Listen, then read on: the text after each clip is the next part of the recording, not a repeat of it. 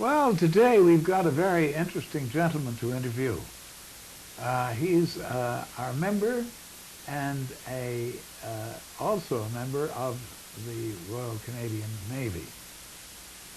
But that was how he ended his wartime service, I believe.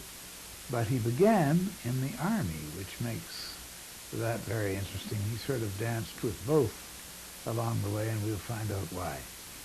George, where were you born? In Sault Ste. Marie, Ontario. I see. And when?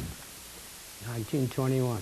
That put you up about my age. Yeah. And now, when did you join the Army? You were a cadet or something. You must have been. Yes, I was in the Sea Cadets, and at the time, in 1939 it was, I happened to be in a bowling alley setting up pins for people who were bowling, and that was about all that there was in the way of having something to do to make a little money. Yeah. The war hadn't started, and it was... How old would you be at this point? I was 18. 18, and you had gone to school in Sault Ste. Marie and done... Yes. What'd you do, get through high school? Or? Yes, yeah. Third year in high school, but yeah. I had to quit to, help the family out by getting a job. A job here and there, yes, bringing in a little money. And so you were doing the pins in the bowling alley, and that's how you got it. Yeah, well, that didn't make too much, but, but it was something anyway to... So now you're 18? About 18. I was 18 then, yeah. Yes. And what year was this? That was 1939. 39. So the war was coming along. It was coming along. As a matter of fact, that's what I was doing. I'm telling you I was doing that because that was the 1st of September 1939, which was the day that Hitler's Nazis had marched and taken over Poland. And I heard a newsboy out in the outside on the sidewalk saying he had an extra of the Sioux Daily Star. So it says Nazis enter Poland, and it looks like war is imminent.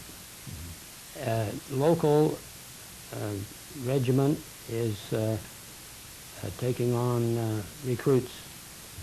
As soon as I heard that, I dropped my pins and I raced down the street to the local armory, which wasn't far away. Yeah. And before I knew it, I was in an Army uniform.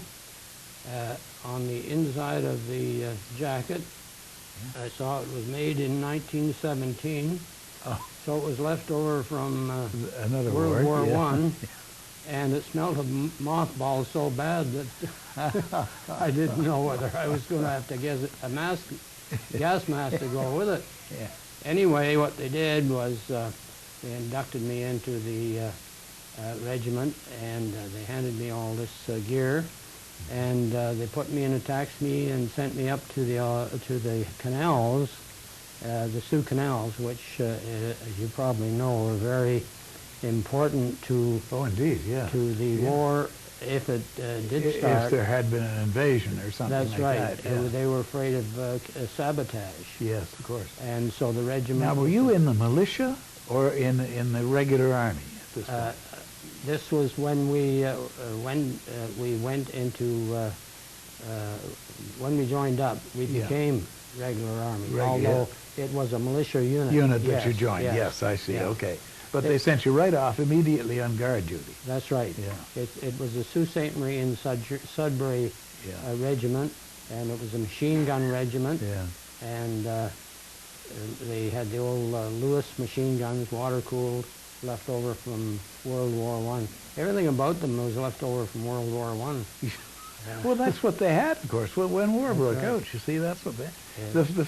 When I first joined the Navy, the officers walking around me, my heavens, they were all 70 years old or something, all using canes and everything. But here they were doing the first recruiting and everything. That's what happened, yeah. Sorry to interrupt you, go on. So anyway, you were now guarding canals. Yes, and we spent the first 3 months of the war September, October, and November up there. And we were still living in tents in November, and there was 6 inches of snow on the ground. Oh, my goodness. And we slept right on the ground. All we had was the straw mattress that you filled, a mattress you filled full of straw, Yeah. and that was your bed. Yeah. You put that right on the ground. Then we took our greatcoat and our towel and anything else we could find and wrapped ourselves in it and tried to sleep. Yeah. And when it was about 10 below zero Oh, Fahrenheit. Goodness. And eventually, the last month in November, it was so bad that they had to put us somewhere else. So they put us down in the turbine room of the which is just across the way from the canal that we were guarding. Yeah. And there it was worse than being in the tent because we had to lay on cement with these about 6 or 8 turbines all whining, and you couldn't hear yourself speak, let alone somebody else. Yeah. It was terrific noise. But anyway, that only lasted for a couple of days, and then they came to a decision that put the RCMP up there. To guard the canals. Yes, and let us. That left the regiment free to. By that time, the 1st Division was forming up in Toronto to go overseas. Oh. And they went over in December, I believe. Yeah. That was in the end of Now, November. did you give you any basic training in here anywhere? Oh, yes. Did they? Yeah. No, I had basic training in the Sea Cadets. No, there was no training. There was no training. No, there wouldn't need to be. But really. these militiamen had all been trained, and I had been trained on the gun. I knew how to shoot off a rifle. I knew which end the bullet came out of. And, that's all you had to do. That's all you had to know. And we walked up and down that canal with a rifle like this. Okay, so now when the RCMP took over, did you go with the regiment overseas? No, this is what comes next. At the last, we had up until a certain date to decide one of 3 things: to stay with the militia, to go back to your normal life as an ordinary citizen, or to join the 1st Division. Now, I had a buddy, and the 2 of us had been trying to get into the Navy for a couple of years or more. You were a Navy incliner. You wanted to be in the Navy. Yes, I had decided to make it my life career. Make a career out of it. That's right. And there was, but I had applied to the British Navy because it appeared the Canadian Navy wasn't taking anybody in, and they accepted me. I did all the medicals and everything, and they said you look like a suitable candidate, but you've got to pay your own way over here. And they advised me not to do that because I had to take more tests over there and might fail them, and I would have to pay my own way back. My father was in no conditions to be able to pay my way over there and back, and I couldn't myself. So I thought, well, I better join I'm not going to get in the Canadian. They advised me to try to join the Canadian Navy, which I did. I wrote to Ottawa, and it appeared they only had 4 destroyers and 3 minesweepers and 1 rowboat. And a total population of about 12 to 1,500. Officers and men included. And that was it. But they had a waiting list of 5,000. So it didn't look like I had much hope of getting in. So at the last night, we had till midnight to sign this paper saying what we wished to do. And there was the 3 things listed, and I was all ready to sign the thing to go over and with the 1st Division in the Army. But my buddy came roaring in, and he said, "You sign that paper," he said, "and you won't be in physical shape to get over there." He said, "By the time I'm finished with you." And I said, "Well, we're not going to get in the Navy." And he said, "Yes, we are." Oh, so okay. I backed off, and I decided to go back to my normal life, and we did. And we did that for about 3 months, and I think every time I saw him, I cursed him because the first division was all ready to go overseas. I Yeah. think they'd left by the time that, around Christmas Yeah, time yeah. they got over there. Anyway, at early in the spring, the government decided that maybe they would try taking cadets in new entries, as they're called in the Navy, from the Sea Cadets, because we had some training. You Yes, see. surely, yeah. We Well, knew we used to. this is a reservoir for them to get people that were partly trained. We had our own rifle thing Yeah. down the basement in Yeah. our headquarters, and we used to target practice. We knew the Morse code and flag waving, and so I joined, and they accepted 2 of us from Sault Ste. Marie, and my buddy and I got it because our instructor knew that we had been trying to Yeah, get into the yeah. Navy for a long time. So this is what we did. This is what the government did, and we got in early April, Yeah. 1940. And I passed in April. This month happens to be my birthday, Uh-huh. and it's on the 30th of April, and it Yeah. was then, and that's when I turned 19. Oh. And so by the time I got to the West Coast where they sent us for training, I was 19 years of old, Yeah. years of age, Yeah. and this was one advantage. Yeah. It made me old enough to drive my rum top, which I didn't know anything about, and I don't think I'd ever drank. Oh, well, you had couldn't a have drink gone of on without rums. that. You know, I was I wasn't a drinker at that time, Yeah. as none of us were at that Yeah, age. Sure. As you know, probably that you had to be 21 to drink legally. Legally, in outside Ontario. yeah. And I might have had the odd beer now and again, but Yeah. you weren't allowed in taverns. Did you have anybody try to cousin you for your tot? Oh yes. Yeah, Oh well, yeah. that's you, yeah. That's a long ways off. But, oh yeah, Yeah.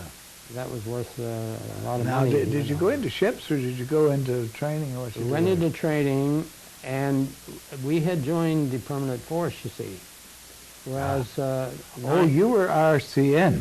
that's right. You Joined weren't the RCN. RCNDR. This yeah. is what they wanted. They were thinking of, even before the wars had hardly started, and they were thinking about what they were going to have afterwards, yes, you of see. course, yeah. So they wanted to recruit Sea Cadets Yeah. into the permanent force, and course, this is what yeah. we signed for 7 years, Yeah. whereas 95% of the Navy were For the duration. for the duration, Yeah. and they got out when the war ended. Yeah. But this is what I wanted, Well, and I of was course, very happy yeah, about it. Yeah. And In other words, you were the straight Navy, Mhm. whereas I was the wavy Navy. wavy Navy, Yeah, we yeah. had. We must explain that. The we were the straight ones is that straight, you- but he wore straight. The officers wore straight bars. Oh, And you we were were you were the guys that with the wavy, claimed you really won the war, and we just sat around And watched, yeah. did nothing. Yeah, that's right. That's exactly right. And now you did get a ship though soon. Oh yeah. Yeah. Well, we were a year in training. Yeah. Our signal for the permanent force. Now for the reserves, a signaling course, they would be about 6 weeks, Yeah. and they were sent to a ship, and which was too bad because this is where Canada lacked. When we did go to the Battle of the Atlantic, we Yeah. found that so many people, we had so many people who were not trained fully in the jobs that they were given, and for Yeah. the British didn't like it very much. I know they What didn't. Canada was Yeah. doing. Yeah. They figured we weren't doing our part, Yeah. but we didn't have the trained people to do it. To do it. That was No, the I whole know thing. that. And one of the amazing things was the captains that we got from the West, the ferry guys that came. And they made wonderful captains once they got their ship to sea, but they couldn't get it off the dock or on the dock. You know? But they could run into Oh, it. yeah. Oh, very well. And they did. Yeah. Anyway, now you're headed towards your first ship. Eh? Mhm. Yeah. Which was what? It was the Prince Robert. It was an auxiliary cruiser, We had a year's training, like 9 Yeah. months, 3 months new entry, Yes, yeah. basics, marching and Yes, yeah. your rifle and all that. But 9 months as a signalman, Yeah. and then away I went to sea. Now, I was supposed to go on first destroyers. They were building 3 tribal class destroyers for us over in England, and I was supposed to go for the first one, which was the Iroquois. Iroquois, right. And I was a signalman, Yeah. and in the same class as us were the telegraphists. We were all in one big class, like. Yeah. And the telegraphists went over for that ship, and the signalman, this Prince Robert, which had converted from a West Coast, one of those ships that went up ferries. Yeah, like a ferry, a ferry boat. They were quite fast. You see, they could do over 20 knots. Yeah. 21, 22 And they were quite knots. spacey too, weren't they? They were quite Pardon? roomy. Quite roomy. Yeah. Yeah. Yeah. There were 3 of them, Prince Yeah. Roberts, Prince Henry, and Prince David. Yeah. And they made them 3 of them into auxiliary cruisers. Yeah. They put here we go again back to World War I. The guns had Yeah. 1897, I think, marked on. And Yeah. the A gun, they had to get out and push it around by hand. Oh, yeah. The gun in the after stern, they had to tie it down with great steel hawsers, otherwise it might blow itself over the side. It was terrible, you know. Oh, I know. What they put you to That's all we sea. had in those days. Yeah. But it was a nice trip where Yeah. we went. Where'd you go? New Zealand. Oh my. You see, they were training all the Air forces of the Commonwealth, Yeah. New Zealand, Australia, Britain, India, South Africa, and Canada, Right. were all trained in Canada. In Canada, right. Because in Britain they didn't have the room, and they were getting, their landing fields were Yes, being yeah. bombed I know, yeah. all the time anyway. So we made a string of landing fields across the prairies in Canada, and we were able to train Yeah. all these air people, Yes, Air right, Force people, right. which we did. So now you went to New Zealand to do what? To bring. Pick up the convoy. Aha. They would have 1 or 2 liners, big liners they uh-huh. were. The Monarch of Bermuda was one of them. Yeah. I forget the... And this is to bring the boys back from New Zealand to train here. We brought Yeah. them what they called beyond the danger zone, which was just north of Hawaii. And then they were on their own, and they went to Vancouver. This is very interesting. We've never had anyone talk about this. Yeah. And then we went back and picked up another one. And we stopped at Fiji on the way back to give us some R&R. Yeah, And that was interesting. Oh, I bet it was. Yeah. Yeah. Great trip. Because they were still in the, I don't know if they do now, but they're living in thatched Yeah. houses and that. you Yeah, know, and, very interesting. How many ships now would be in the convoy? Just 2. Just 2. Because Oh, they were the big 2 big liners. ones, 2 Yeah, big they were liners. Okay, yeah. Mhm.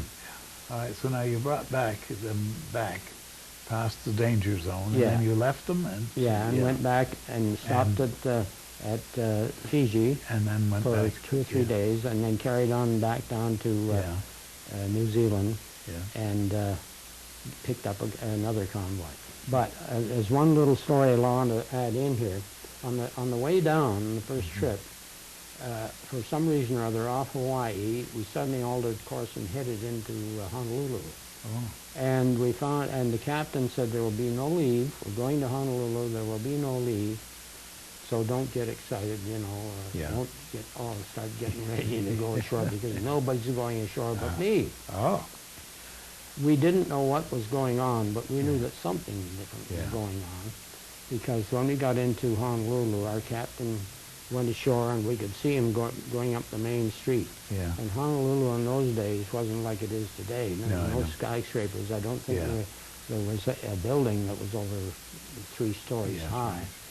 right, But we could see him going up. And where how it turned out, when we found out after we pulled out, the captain told us what had happened and where we were going and why. Yeah. Apparently, the Americans who weren't in the war yet, you must remember this was in the summer of '39. This would be in July and August, June, Yeah. July and August. We left in June, yeah. So this would be in June, the end of June or July.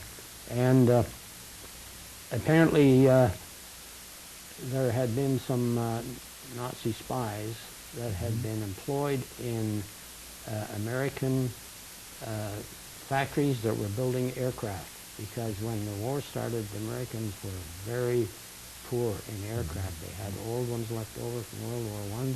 They didn't have much else. They didn't have the up-to-date modern ones, and they started building them like crazy. And there were 4 of these guys who were employed as in the factories that were, one of the factories that were making them, and they found out that they were sending stuff over to Germany, plans of these things on the QT. Oh, yeah. Oh. And I don't know how they caught them, but anyway, they did. And the only thing they could do, since the United States wasn't in the war, they couldn't try them as spies. They had to, all the best they could do was send them back to their own country. Yeah. And the only way they could get there was by way of Japan, from the Pacific Yeah. side, you see. And they put them on this ship, which is a brand new ship. It was one of the president line. They were named after presidents, and this was President, I forget which president, but it doesn't matter. Anyways, a nice, beautiful ship, and it took cargo and also passengers. It was a liner too. And we were told to intercept it and take these fellows off the ship, which we did. Yeah. Now, we had to go over in a, we didn't have motorboats then, just, a big cutter and 10 oars. And I had to go, and communications, we couldn't use radio because we could, we weren't allowed to, radio was shut down. And so signaling was the only way to communicate. And we intercepted it, but we laid off from her about maybe 2 miles, and we made the signal for stand by for boarders, which they did, and we went over, and I went over in the boat as the communicator, and we climbed up a great ladder and went aboard and cornered these 4 guys. And the captain apparently knew what was going to happen, and he had them ready for us. And we took them back down in the boat and board the ship. And this time we took them right into Vancouver ourselves. And I suppose they spent the rest of the war in Canadian concentration camps. That's a very interesting story. But I never saw them again. You did? But I have pictures of them there in my book. Well, George, we're going to pause in your story, I think. And we've done a program for this time, and we're going to now wait until the next time to finish your story, if you don't mind. And ladies and gentlemen, you've been listening to the career in the Navy of George William Smith, who began his other career in the Army and then went on to join the Navy. We've been listening to a fascinating review of what he did in his service, and we'll hear the rest of it next time. And what you've been watching, of course, is Comrades in Arms, our usual program of interviews with the members of Branch 98 of the Royal Canadian Legion at Kingston, Nova Scotia. And we have these programs, these interviews, to highlight the careers of our members who served in Canada's armed forces, very much as Mr. George William Smith did. And now I'd like to thank our wonderful cable company for the assistance they give us and the use of their studios to do these shows. And I'd like to thank our producer, Larry Coldwell, and the Royal Canadian Legion, of course, who are behind these interviews. And that's it until next time. Thank you.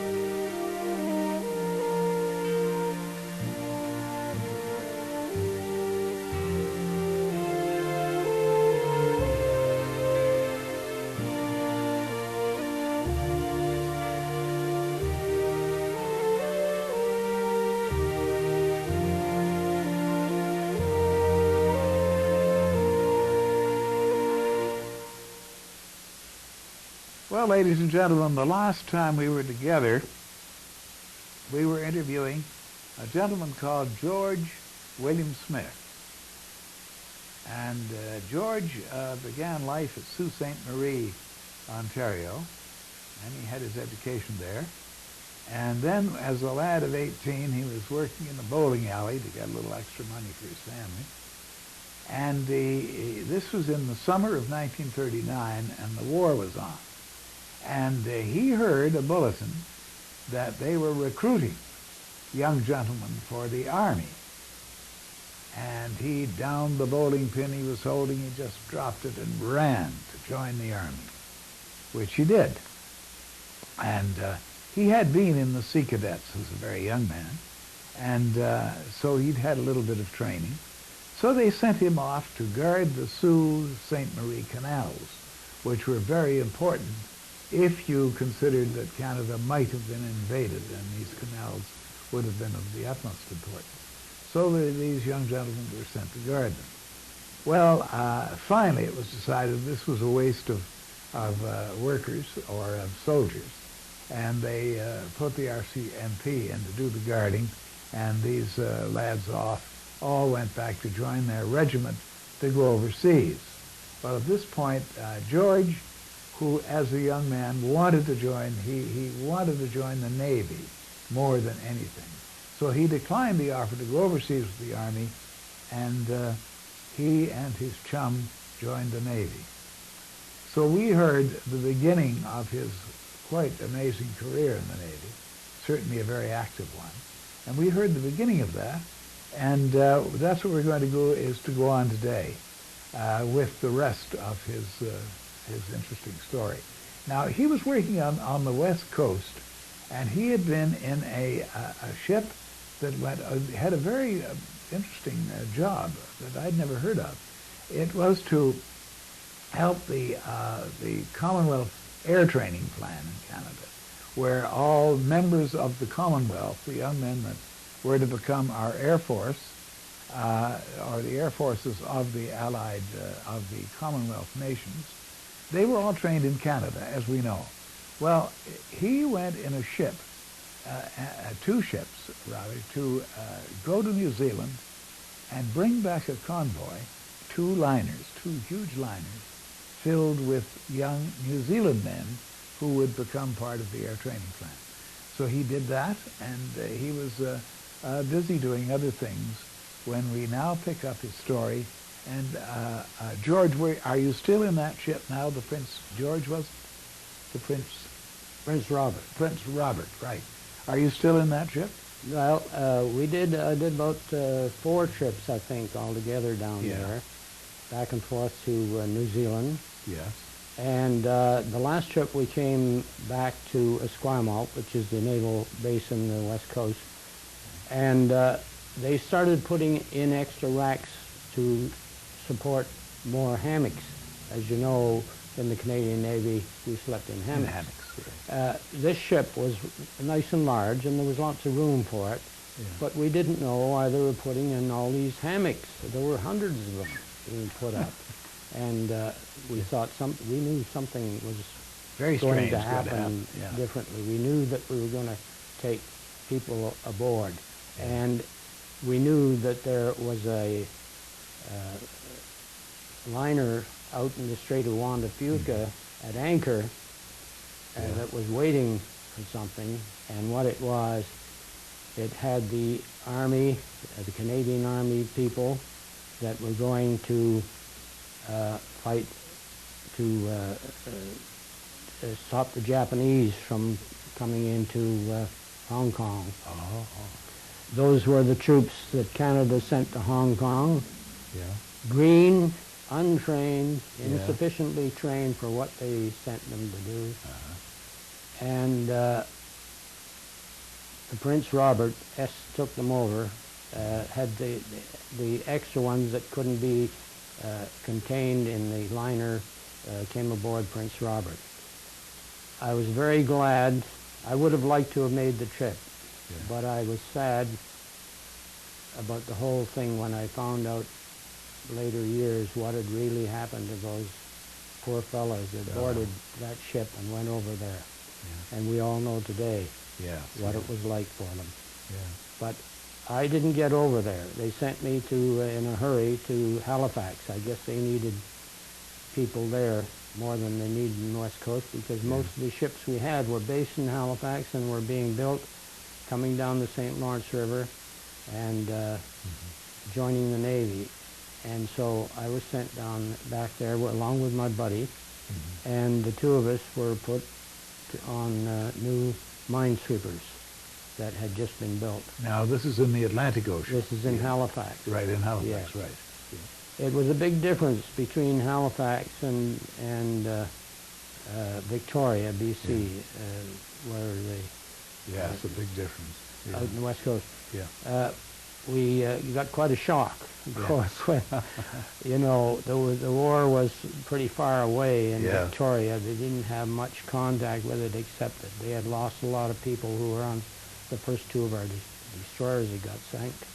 Most of their families were on the West Coast because those destroyers had come from the West Coast. And so, but as far as sending ships to sea to fight, it was mostly done from Halifax, as you know. And we expected Halifax to be like Victoria, being the city that size, but we got quite a shock when the first night we came, it was in November then, and it was quite cold, and we got in a tram car, and we asked the conductor if he would drop us off downtown at the main street, main place where we could probably get something to eat, either in a restaurant or see a movie or something. He said yes. And he stopped, and it was awful dark. As you know, Halifax was under a light. You weren't allowed to have lights that could be seen from the sky. So most of the lighting was turned down and covered, and things were pretty dark at night. So we asked, he motioned to us, and I think we were about the only two on the tram car, because he motioned to us, he said, here our boys are here, and we looked out and he said, no, we want to go downtown. He said, you're downtown now. So we're at the corner of Barrington and I don't know which the other street was. But It's Spring Garden Road, yeah. probably. So we got out and we turned around and walked back to the ship and got our heads down. No, I don't want to say anything against Halifax. No. It's been very good to me, and I like Halifax. Yeah. And as a matter of fact, I go up there every summer and do duty on that Oh, the yeah. Corvette that we Well, have over up the there. years, dear Halifax took quite a pasting That's right. from, you know, the That's right. I was not in on that. I'm No. thankful to say. I was in Yeah. Newfoundland at the time, and Yeah. I'm glad I was. Yeah, but now, so you remained on this side of the continent, did That's you right. then? That's your right. war went on in the Yeah, Atlantic. yeah. Right, so now what happened after that? Well, I got on this minesweeper, and they were so short of frigates. They hadn't started building the frigates Yeah, at that time. They only had a few corvettes, yeah, and they were using the minesweepers as well. yeah, And we went with some convoys, one up the St. Lawrence River, and that's where the German subs had come in and started coming Yeah, in, just yeah. one or two of them. But they did most of our Canadian warships that were sunk by enemy action happened in the St. Lawrence River. And this is something that most Canadians don't know. No, Don't. they don't. It's called Canada's Unknown War.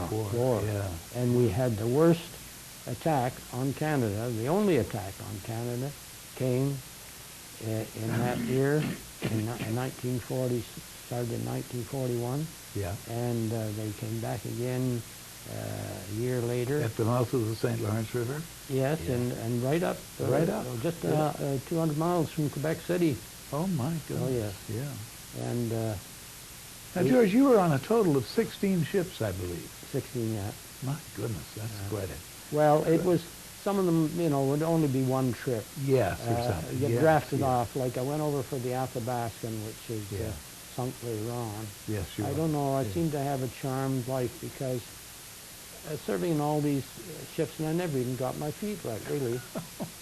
But something dreadful happened to the ship after you left it. That's Maybe- right. Yes, maybe you Well, had bad luck, George. Well, but maybe, and then there's another saying that about the rats deserting the sinking ship. So I suppose I'm a rat. Yes. But anyway, that's how it went, and there's nothing I could do about it. Yeah. I went over for the Athabascan Yeah. first, and I went over, and the trip over was something else to talk about, because I went on the largest ship in the world, the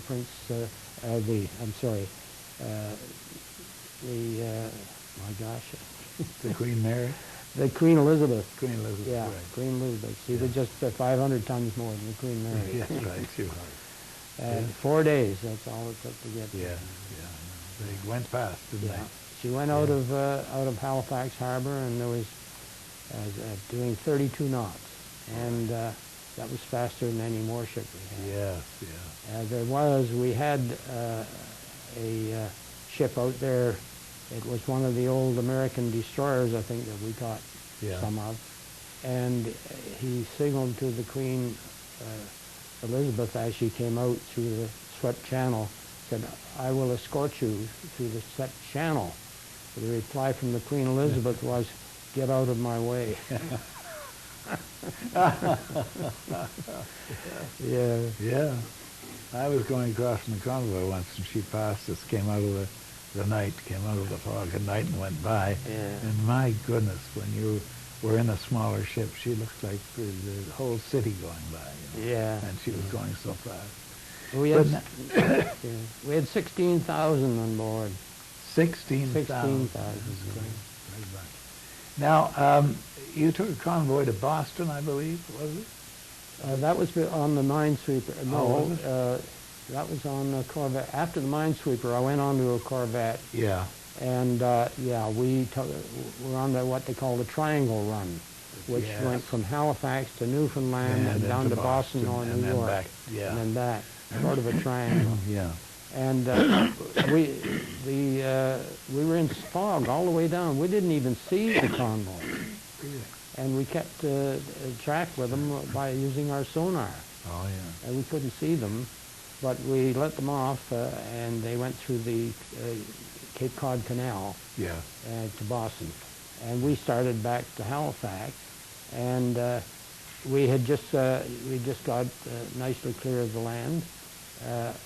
And I had the midnight to 4 in the morning, called the middle watch. Middle watch. And I come off at 4 o'clock in the morning, and I got in my hammock, and that meant I could sleep till 8. Yeah, You see, I had yeah. 4 on and 4 off. But about 4:30 or 5, I wasn't in there an hour, and somebody was shaking my hammock and said, get up, there's a submarine on the surface. Woohoo. And I said, this is no time to be having fun, you know. Yeah, I said, yeah. leave me alone, I just come off watch. Yeah. I said, I got to get up early. No, he said, no. And then I saw it was the quartermaster. Oh. And he had tears in his eyes. Oh, And he said, no, he said, the submarine on the surface. And I thought, well, this guy's serious. So I got on my hammock and jumped in my trousers and ran for the bridge, which my action station. Was, yeah. And I couldn't understand why the bell didn't ring, because on every mesh you had a big bell, and the Yeah. action station, The it bell went rang, off as loud as Big Ben, you know. Yeah. And it didn't go off. I found out later the reason was that somebody had slung his hammock. And your hammock, you always had a length of rope at each end Yeah. that you had nothing to do with, and you used to curl it up and tuck it in somewhere. Yeah, that's right. He curled his up and wrapped it around the bell. a real nice guy, that Yes, fella. that fella was, yeah. Oh, So we didn't hear it, but I ran up to the bridge, and by this time it was getting daylight. It was about 6 o'clock maybe, and going on for 6 o'clock. And it was still foggy, and I couldn't see anything. I looked over the side, and I did see a thing in the water where something had passed us, you know, going that way, and it was bubbles were coming up. That was a torpedo. And I thought, well, that's either a bloody big swordfish or something. Yeah. But I guess it was a torpedo, Yeah, it was a because torpedo. what had happened, the submarine spotted us as soon as we spotted them. I guess it probably no more than the longest you could, farthest distance you could see couldn't have been more than a couple of 100 yards. Yeah. But it was starting to get daylight enough that you could see further, and so he saw us at the same time we saw him. But he was stern too. Now, submarines have torpedoes in the stern as well as the bow, Oh, yeah. so he had no problem. And I guess he fired his one stern at us. But our problem was that they couldn't get we had a charge in the projectile in the gun was always kept in there. Yeah. But the powder was kept in what they called a ready-use locker, which was tightened down right down with things that you had to held it down. Yeah. to keep it dry, because if the powder got wet, it was no good. So you kept it in there. Sealed. And it came to get it out, and it was so rusted up, the things that you turn, that he couldn't. The young fellow that was trying to do it was hammering it he couldn't find anything else, and he was hammering it with his fist. As a matter of fact, he broke his wrist eventually. Yeah. And they couldn't get it out. By the time they did, all the time the submarine is starting to dive. In the meantime, the captain had been informed and had raced up on the bridge just ahead of me. I was behind him because he put me fell on top of me. He got to the top of the bridge and the landing there, and it was wet. Yeah. And he went like this and right down on his backside. Oh. And he was just a tubby little fellow anyway. And then he jumped up, and he saw what was going on, and he knew we couldn't fire anything at the thing. So, but he had a loud hailer, which was up on the bridge, that you used when you were alongside other ships to pass messages or to talk with them. go to merchant ships in the Convoy and say, Yeah. you're making smoke or something. It was a loudhailer Yeah. because we couldn't use radio. Surely. Yeah. And he said, turn the loudhailer on, and they did, and he turned it aft. Yeah. Facing aft. Because back there, the torpedo crew, or the Depth charge? depth charge Yeah. crew, Yeah. were back there standing by, Yeah. waiting for the order to fire. To fire, sure. And he didn't give it. He got on the loudhailer and Yeah. said, fire, fire. Oh, this is what they heard. They couldn't see what was Sure, going on yeah, out the sure, bridge, yeah. but they said, oh, they must be going to shoot the gun or something. They couldn't see the submarine. They No, didn't know sure. why Yeah. they were there. All Yeah. they knew was that action station Had ran been in their, called, in their yes, mast yeah. deck, and they had Yeah. to get the... Yeah.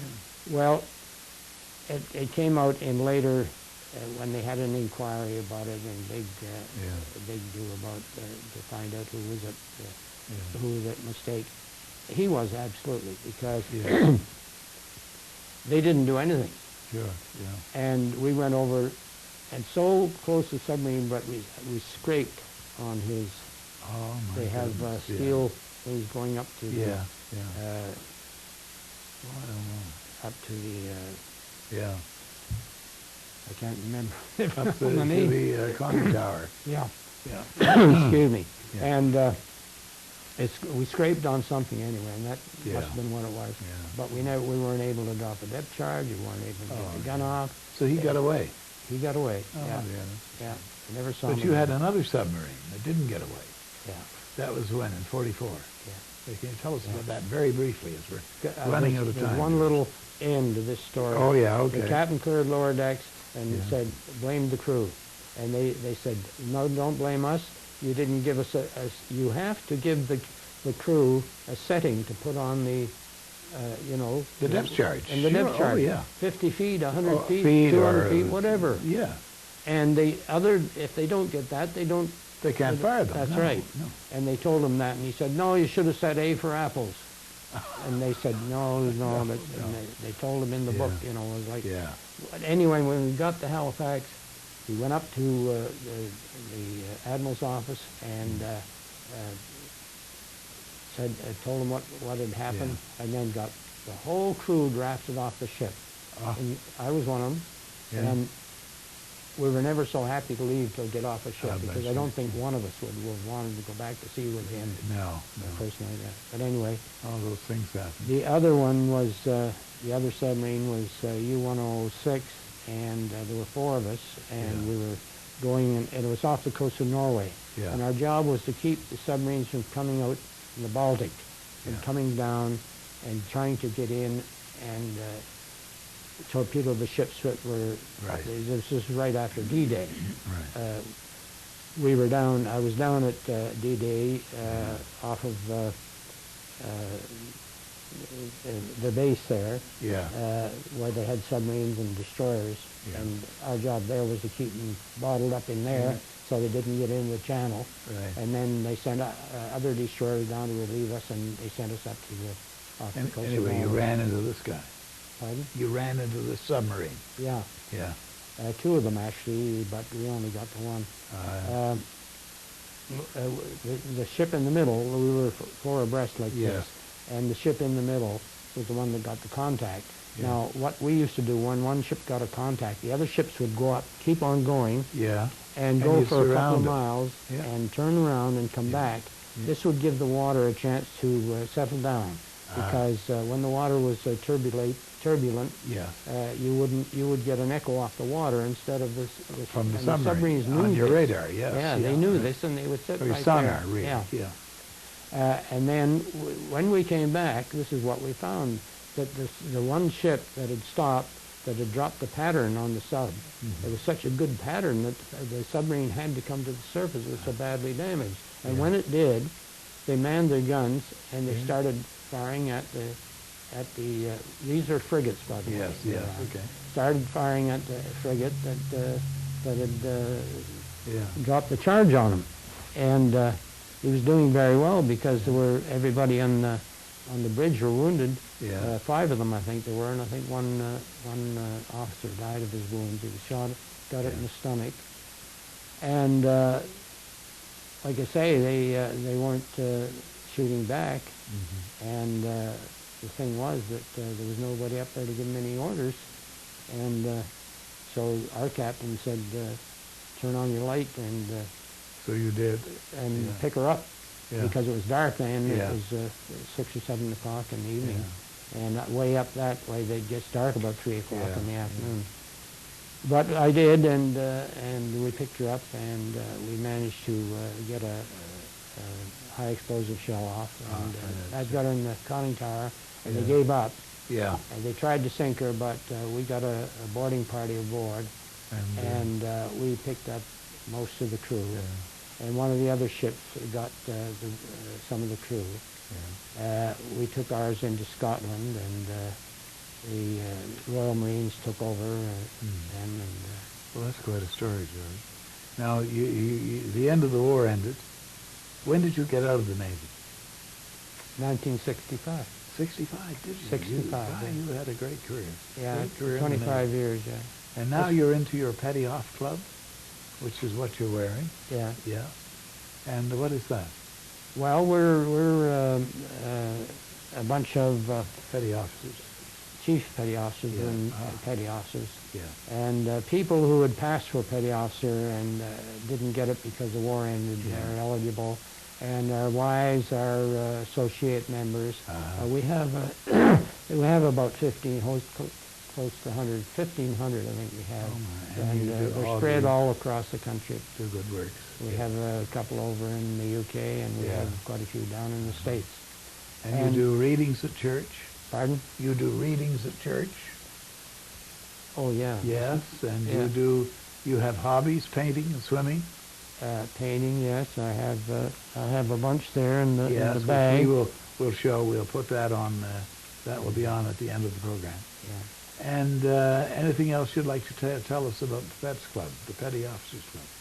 Yeah, we have a meeting every second Sunday in every month, and the wives come with us, and we have a brunch, and then we have everything that's told, everything that's gone on or is Yeah. about to happen. We'll have a big reunion, and of everybody Yeah. in Halifax this summer in July, and I may go to that. I don't know Yeah. because there's another reunion for communicators about But the you same still, time. you keep up, and you keep up with some of your chums from the Navy? Oh yeah. Yeah. This is the whole idea. Yeah, is to- us too. Yeah. yeah. How many years were you in the Navy, totally? 25. 25 years Yeah. in the Navy. Yeah. Great career, Joe. They don't count that 3 in the. Yeah, yeah. I didn't get Yeah. credit for the 3 months. And in everyone the tells Army. me that you do very good works as well, that you're busy now doing what you can for other people. Oh, they must be a bunch of liars. They don't know me. I somehow don't think that's true. Anyway, George, now we've had 2 shows of you, your 16 ships, and your career has brought 2 programs, not just one. And it was a pleasure to have you. Thank you for coming. Well, Ladies and gentlemen, you have been watching Comrades in Arms, another program of interviews with members of Branch 98 of the Royal Canadian Legion at Kingston, Nova Scotia. And the purpose of these interviews, as we always say, is to underline and underscore the careers of our members who served in Canada's armed forces. It's been a pleasure today to have Mr. George William Smith with us. And this is the second half hour he's been on. And his career was very interesting, very wonderful with Canada's Royal Canadian Navy. I want to thank you for watching, and I want to thank the people that helped me to do this program, namely our cable company and our producer, Larry Coldwell, and the Royal Canadian Legion, of course, of Branch 98. Thank you for watching, and watch for us next time.